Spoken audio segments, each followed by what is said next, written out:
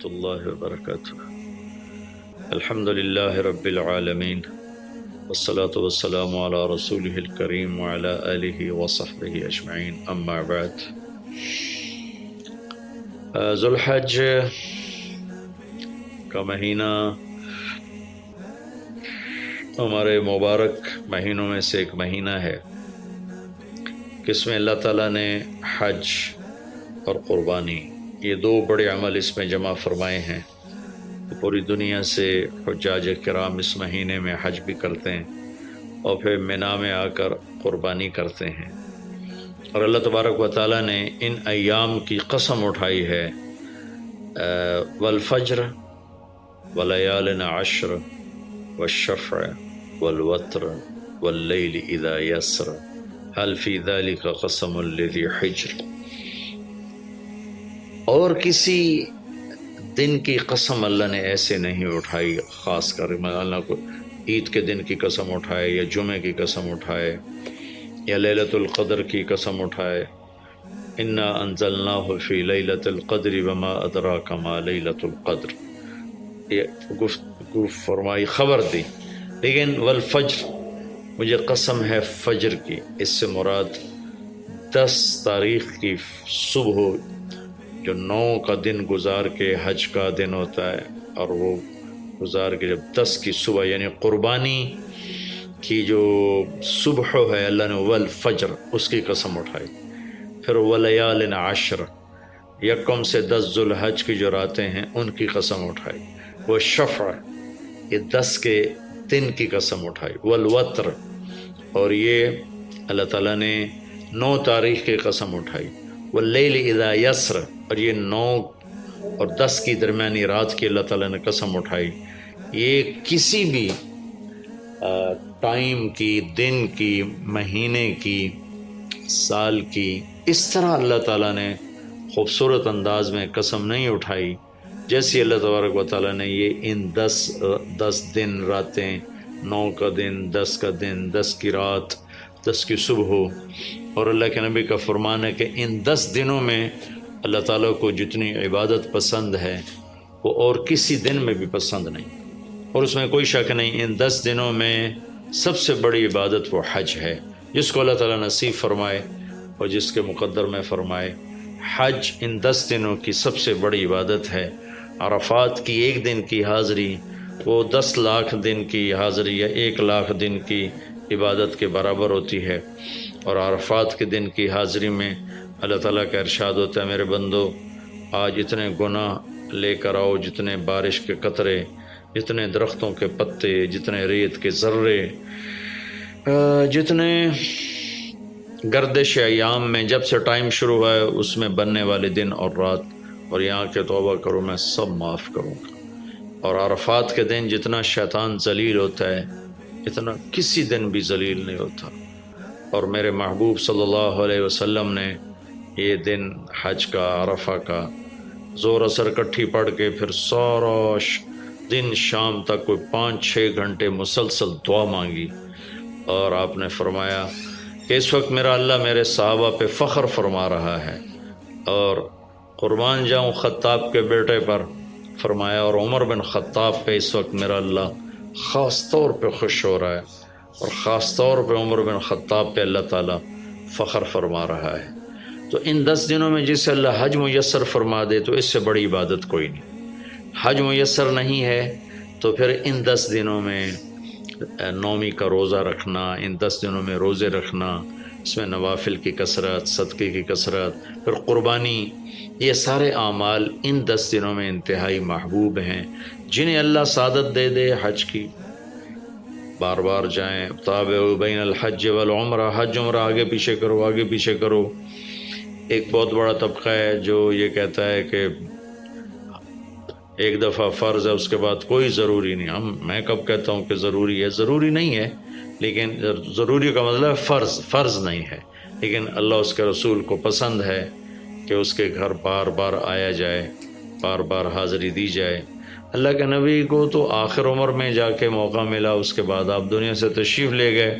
اگر آپ اس کے بعد زندہ رہتے تو یقیناً آپ ضرور حج کرتے، چونکہ آپ نے جتنے سال مکہ میں گزارے آپ نے ہر سال حج کی، نبوت کے اعلان سے پہلے بھی اور نبوت کے اعلان کے بعد بھی آپ نے مسلسل حج کی، اور 4 عمرے آپ نے فرمائے زندگی میں پر 4 عمر، ایک عمرہ مدینہ سے خاص طور پر تشریف لائے جس کو ہم صلح حدیبیہ کہتے ہیں، وہ ہو نہیں سکا لیکن آپ نے وہیں عمرے کا کام پورا کیا، سر مڈائے، احرام کھولے، پھر اگلے سال آپ اس کی قضاء کے لیے تشریف لائے، پھر ایک عمرہ آپ نے فتح مکہ کے بعد جعرانہ سے احرام باندھ کے تشریف لائے اور عمرہ کیا، اور ایک عمرہ آپ نے اپنے حج کے ساتھ کیا۔ صدیقی دور میں پہلا سال جنگوں میں گزر گیا، دوسرے سال صدیق اکبر اپنے پورے ساتھیوں کے ساتھ حج پہ تشریف لائے، فاروقی دور میں عمر بن خطاب رضی اللہ تعالیٰ 10 سال حکومت کی، 10 سال حج کیا، ہر سال حج پہ تشریف لائے۔ عثمان رضی اللہ تعالیٰ عنہ نے اپنی خلافت کے دور میں جب تک امن رہا ہر سال حج کرتے رہے، جب فساد شروع ہوا تو آپ رکے، اس میں شہید ہو گئے۔ علی رضی اللہ تعالیٰ عنہ کو موقع نہیں ملا، جنگوں میں زندگی گزر گئی اور اسی میں آپ اللہ پاک کی بارگاہ میں پہنچ گئے، تو لیکن باقی 3 ساتھیوں کی خلافت کے دور میں آپ نے بکثرت حج اور عمرے کیے۔ تو دین کے کسی عمل کو یوں کہہ کر ہلکا نہیں بنانا چاہیے کہ اس کی کیا ضرورت ہے، اتنا پیسہ خرچ کرتے ہیں، اس کی کیا ضرورت ہے، کسی غریب کو دے دیا جائے، یہ اس طرح تقابل نہیں کرنا چاہیے کہ اللہ کے گھر کی حاضری کو اتنا ہلکا نہیں سمجھنا چاہیے۔ میرا اللہ بلائے تو بار بار جانا چاہیے، اور جس کو اللہ توفیق دے عمرے پہ جائے، حج پہ جائے، ہاں غریبوں پر بھی خرچ کرے، اپنے رشتہ داروں پر خرچ کرے، ضرورت مندوں پر خرچ کرے، لیکن اللہ کے فضل سے امید ہے جو اس طرح اللہ کے گھر جانے پر خرچ کرتے ہیں تو اپنے اللہ کے فضل سے غریبوں پر بھی خرچ کرتے ہیں۔ اس کو آپس میں یوں اس کا مقابلہ نہیں کرنا چاہیے، چیز اللہ کو پسند نہیں ہے۔ شہنشاہ کے، دنیا کے سب سے بڑے بادشاہ کے دربار میں حاضری کو ہم اتنا ہلکا نہ سمجھیں، بہت بڑی سعادت ہے۔ حضرت امام حسن کی سنا دیتا ہوں۔ امام حسن رضی اللہ تعالی عنہ نے 20 حج پیدل کیے، مدینہ سے پیدل تشریف لاتے تھے اور حج فرماتے تھے۔ 20 حج، یہ تو اہل بیت کیا جگر گوشہ رسول ہیں اور جگر اہل بیت ہیں، تو 20 حج فرمایا آپ نے، پیدل فرمائے، مدینہ سے تشریف لائے مکہ پیدل۔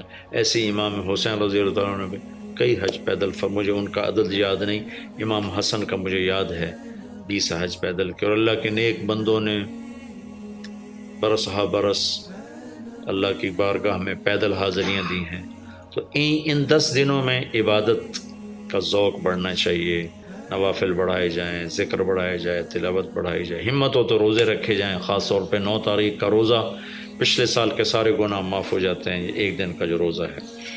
پھر اس کا دوسرا جو بڑا عمل ہے وہ قربانی ہے، اور یہ قربانی آدم علیہ السلام سے چلی آ رہی۔ وَاتْلُ عَلَيْهِمْ نَبَأَ ابْنَيْ آدَمَ بِالْحَقِّ إِذْ قَرَّبَا قُرْبَانًا فَتُقُبِّلَ مِنْ أَحَدِهِمَا وَلَمْ يُتَقَبَّلْ مِنَ الْآخَرِ۔ اس قربانی کی بنیاد تو آدم علیہ السلام سے پڑی ہے، لیکن ہمیں جو حکم ملا وہ سنت ابیکم ابراہیم، وہ ابراہیم علیہ السلام کی سنت ہے قربانی۔ ایک بہت خوبصورت قصہ ہے اور بہت عجیب و غریب قصہ ہے کہ اللہ پر سب کچھ لگا دینا۔ ایک شخص کو اولاد کے لیے دعا مانگتے مانگتے مانگتے کچھ 60 برس گزر گئے، 65 برس گزر گئے۔ رب ہب لی من الصالحین، یا اللہ مجھے نیک اولاد دے دے، نیک اولاد دے دے۔ نیک اولاد میری 84 سال کی عمر میں، اللہ نے 84 سال کی عمر میں بیٹا دیا۔ بڑھاپے کی اولاد تو دل پکڑ لیتی، اور ابھی چند دن نہیں گزرے تھے کہ اللہ نے کہا جاؤ اسے چھوڑ کے آؤ۔ یہ کہاں چھوڑ کے آؤں؟ کہ جبریل آئے گا تمہیں راستہ بتائے گا۔ تو جبریل انسانی شکل میں آئے، وہ براق کی طرح نہیں ہے سفر ہوا کہ ایک دم میں پہنچا دیا، بلکہ جبریل انسانی شکل میں آئے، اونٹنی پر سوار ہو کر ابراہیم علیہ السلام، دوسری اونٹنی پر بچہ اور بیگم، اور ان کو فلسطین سے چلایا، اور چلاتے چلاتے چلاتے چلاتے جب مکے کے کالے پہاڑ آ گئے جہاں کچھ بھی نہیں ہے، نہ پانی نہ سایہ، کہ یہاں چھوڑ دو، بیت اللہ ٹیلا تھا اس وقت، یہاں چھوڑ دو۔ تو ابراہیم علیہ السلام جو آگ میں ڈلتے ہوئے نہیں گھبرائے، یہ بات سنی تو گھبرا کر کہنے لگے یہاں کیسے چھوڑ دوں، یہاں تو کچھ بھی نہیں ہے۔ تو جبریل نے کہا جی آپ کے اللہ کی منشا ہے کہ اس بچے کو یہیں چھوڑ دیا جائے، تو نے وہیں چھوڑا اور واپس چل دیا۔ اور حضرت حاجرہ حیران پریشان ہو گئی کہ کہاں چھوڑ کے جا رہے ہو، کیوں چھوڑ کے جا رہے ہو، جواب نہیں دے رہے۔ 3 میل ان کے ساتھ چلتے نہیں، وہ جواب ہی نہیں دے رہے۔ 3 میل کے بعد ان کو یاد آئی یہ تو اللہ کے نبی ہیں۔ اللہ امرک، ابراہیم کا یہ اللہ کا حکم ہے؟ کہاں اللہ کا حکم ہے؟ اذن لن یضیعنا اللہ، جاؤ پھر اللہ مجھے ضائع نہیں کرے گا۔ اس طرح بنیاد رکھی، بچے کو ایسے جنگل میں چھوڑا۔ جب وہ بڑے ہو گئے تب حکم آیا جاؤ ذبح کرو۔ تو اب آپ کی عمر ہو چکی ہے کوئی 92 سال یا 94 سال، 90 پلس ہے، 100%۔ فلسطین سے چلے مکہ جا رہے ہیں، کیا کرنے جا رہے ہیں؟ بچہ ذبح کرنے جا رہے ہیں، کوئی مرغی اور بکرا ذبح کرنے نہیں جا رہے ہیں۔ پھر ان کو تیار کرا کے مینا کی وادی میں لا کر کہنے لگے بیٹا اللہ کا حکم ہے تمہیں ذبح کر دو۔ تو بیٹے نے کہا یا ابت افعل، تو آپ کر دیں جو کرنا ہے۔ ابراہیم علیہ السلام کہنے لگے تو یہ خبر ابھی ہے میں کیا کہہ رہا ہوں؟ کہا جی مجھے پتہ ہے، آپ کہہ رہے ہیں مجھے ذبح ہونا ہے تو آپ کے بدلے میں مجھے اللہ ملے گا، وہ آپ سے بہتر ہے، اور دنیا کے بدلے میں جنت ملے گی، وہ دنیا سے بہتر ہے۔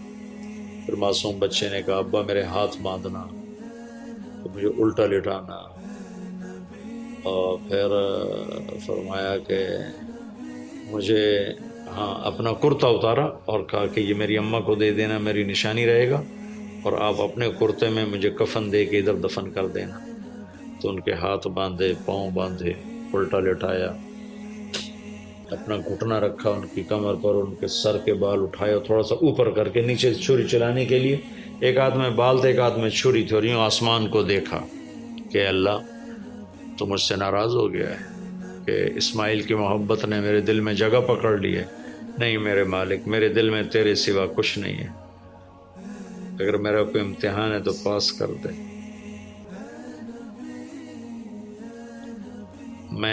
میرے دل میں تیرے سوا کچھ نہیں ہے، اور اگر تم مجھ سے ناراض ہے تو اپنی ناراضگی دور کر دو، چھری چلا دو۔ تو میرے مالک نے اسماعیل کو نکال کر چھترے کو ڈال دیا، چھترا،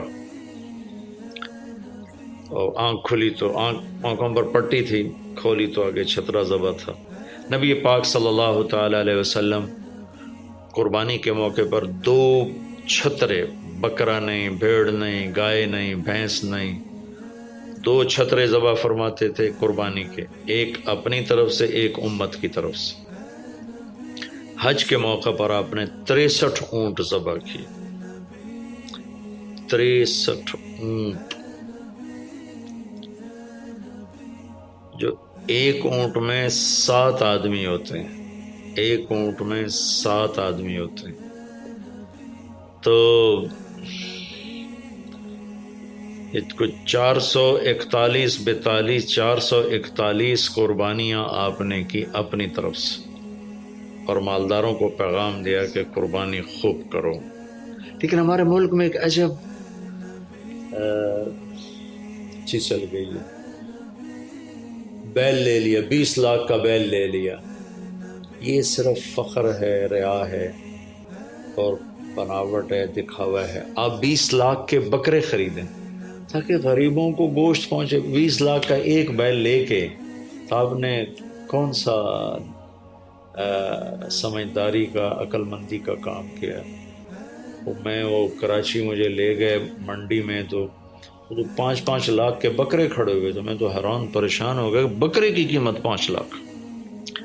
تو وہ جو مالدار لوگ ہیں ان میں ایک مقابلہ بن گیا ہے اور ایک فخر بن گیا، جی میں 20 لاکھ دا ذبح کیتا، میں 10 لاکھ دا ذبح کیتا، ہم نے تو بھائی 50 لاکھ کا ذبح کر دیا۔ میں آپ سب بھائیوں کی منت کرتا ہوں، اللہ نے آپ کو رزق دیا ہے تو آپ بیوقوف نہ بنیں، آپ اس کو صحیح خرچ کریں۔ آپ 20 لاکھ کے جانور خریدیں، 20 لاکھ کے آپ بکرے لے لیں، 20 لاکھ کے آپ عام درجے کی گائے لے لیں، آپ بھیڑے لے لیں، آپ اونٹ لے لیں، بیل لے لیں، 20 لاکھ کے بیل لے لیں تو کتنی بڑی قربانی ہوگی اور کتنے غریبوں تک وہ کھانا جائے گا۔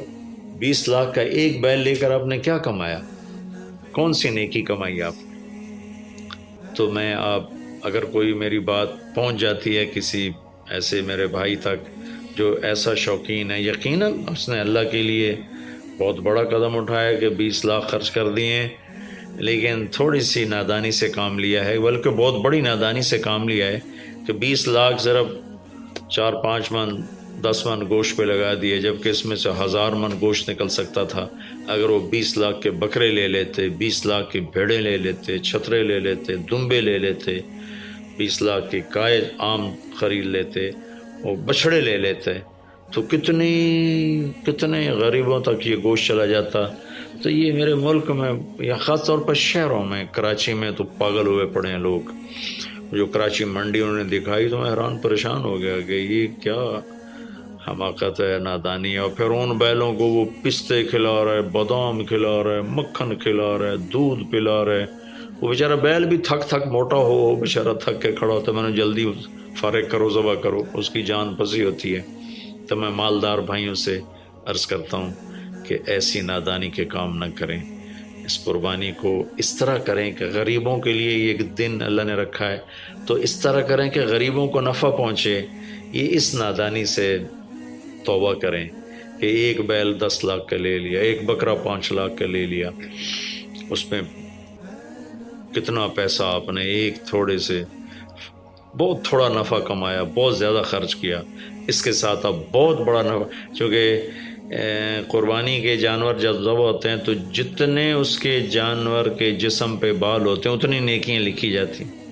20,000 کا بکرا اچھا مل جاتا ہے تو 1 لاکھ میں 5 بکرے آ جاتے ہیں، اور 5 لاکھ میں 25 بکرے آ جاتے ہیں۔ ایک بکرا 5 لاکھ کا لیا، اس کے جسم پہ فرض کرو 1 لاکھ بال ہیں اور آپ نے 25 لیے تو 25 لاکھ آپ کی نیکیاں بڑھ گئیں۔ تو یہ بہت نادان طرز چل رہا ہے۔ میں آپ سب کی منت کرتا ہوں کہ اس طرح پیسہ ضائع نہ فرمائیں، اللہ کی دی ہوئی امانت ہے۔ ایک بیل آپ نے 20 لاکھ کے لے لیا، 20 لاکھ میں تو 100 بکرے آ سکتے، 100 بکروں کے ذریعے سے کتنے لوگوں کی خدمت کی جا سکتی ہے۔ تو اس قربانی کو شوق سے بھی کریں، اور مستحب یہ ہے کہ جس کے جو قربانی کر رہا خود ذبح کرے یا اس کی جگہ کھڑا، وہ اس جگہ ذبح کرنے والے کے پاس کھڑا ہو۔ قربانی کے گوشت میں سے قربانی کی قیمت نہ دی جائے، قربانی کی اجرت نہ دی جائے، اجرت اس کے علاوہ دی جائے، اور اس کی کھال کا صدقہ کر دیا جائے۔ جہاں آپ مناسب سمجھیں وہاں آپ اس کا صدقہ کر دیں تاکہ وہ بھی اللہ کے راستے میں خرچ ہو جائے، استعمال ہو جائے۔ تو ان 10 دنوں کی اللہ تعالیٰ نے بڑی فضیلت رکھی ہے۔ اللہ تعالیٰ ہمیں ان کی قدردانی کی توفیق نصیب فرمائے۔